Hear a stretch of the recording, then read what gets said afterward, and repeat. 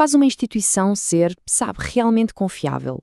Hoje, a gente vai mergulhar fundo na estrutura ética que sustenta o IBGE, que é uma das organizações mais respeitadas do Brasil. Vamos descobrir juntos o que exatamente orienta os servidores e garante que um país inteiro confie no trabalho deles. Olha, essa citação da ex-presidente Vasmália Bivar vai direto ao ponto, né? Não são os prédios, não são os relatórios, são as pessoas. O prestígio é construído por gente e isso já dá o tom da coisa toda, uma responsabilidade imensa, mas também um orgulho danado. E isso leva a gente para uma pergunta-chave. Afinal, confiança não brota do chão, certo? Precisa ser construída em cima de algo bem sólido. E a resposta, o alicerce de tudo isso, está justamente no código de ética que a gente vai explorar agora. É a verdadeira espinha dorsal da integridade do IBGE. Para a gente entender isso direitinho, nosso roteiro vai ser bem claro. Primeiro, a gente começa com o porquê. Por que a ética é tão importante?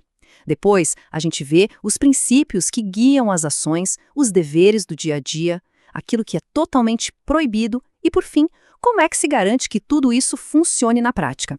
Vamos lá! Começando então pela seção 1. Por que a ética importa? A base da confiança pública. É o fundamento de tudo, porque no fim das contas é a ética que garante que o trabalho do IBGS seja não só preciso, mas principalmente digno da nossa confiança. E aqui tem um ponto que é crucial. A responsabilidade não bate ponto, não tem horário de trabalho.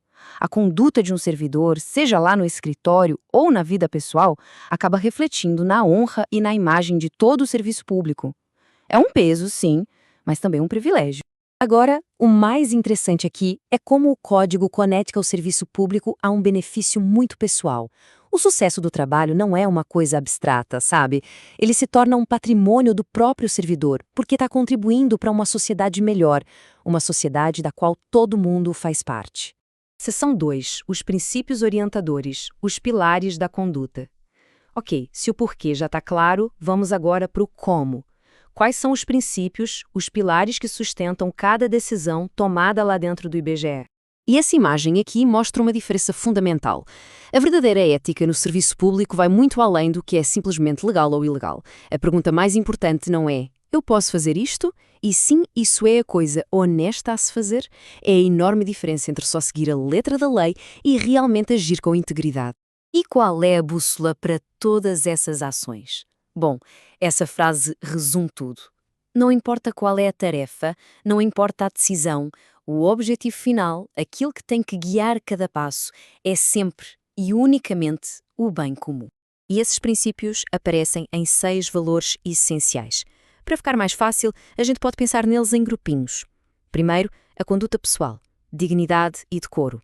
Depois, como o trabalho é feito, zelo, eficácia e eficiência. E amarrando tudo isso, uma consciência moral que precisa estar presente em cada passo. Seção 3. Seus deveres essenciais. Ética em ação. Certo, mas como é que essas ideias tão grandes aparecem no dia a dia, na prática? No atendimento ao público? Na análise de um dado? Vamos ver a ética em ação. E nisso, o código é genial, porque ele transforma uma lista de deveres em algo prático, fácil de lembrar.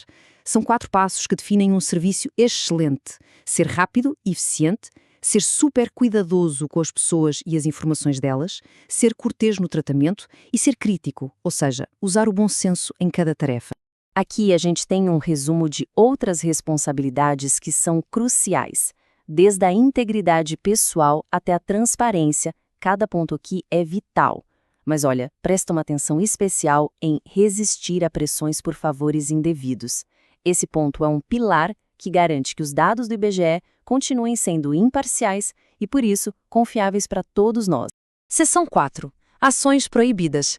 Salvaguardando a integridade institucional. Ok, agora a gente vira a chave e fala sobre o que não se pode fazer. E é importante ver isso não como simples regras, mas como escudos que protegem a confiança de todo mundo. A primeira proibição é taxativa. É terminantemente proibido usar o cargo para benefício próprio ou de outras pessoas. A função pública existe para servir ao público, ponto, e não a interesses pessoais. Essa é uma linha que nunca, jamais pode ser cruzada.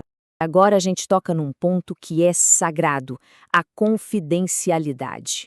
Os dados de pessoas e empresas que são confiados ao IBGE são invioláveis. Vazar essas informações ou adiantar resultados é uma quebra de confiança fundamental com a sociedade inteira. E na mesma linha, a regra é bem clara. O conhecimento que se ganha no trabalho pertence ao público. Usar esse conhecimento para benefício privado, seja para si mesmo, para a família ou para amigos, não é só antiético. É uma traição da confiança que foi depositada no servidor. A imparcialidade não é negociável. Sentimentos pessoais, seja simpatia ou antipatia, simplesmente não podem ter lugar nas decisões profissionais. As ações têm que ser baseadas em dados, em factos, e não em gostos pessoais ou preconceitos. E por último, a ética também se aplica ao tratamento com os outros. Prejudicar de propósito a reputação de colegas ou de qualquer cidadão é uma violação direta do dever de manter um ambiente de respeito e profissionalismo. Seção 5. A manutenção do código. A comissão de ética. Mas vamos combinar, um código de ética só funciona se ele for aplicado, né? Então, como é que se garante que ele seja mais do que só palavras num documento? É aí que entra a comissão de ética. O papel da comissão é triplo. Primeiro, orientar os servidores. Segundo, investigar possíveis desvios. E terceiro, que é importantíssimo, manter os registros de conduta. E esse último ponto é a chave. O código conecta diretamente o comportamento ético com o avanço na carreira. Há um incentivo claro para agir com integridade. E se alguém viola o código? Qual é a consequência? A penalidade é a censura.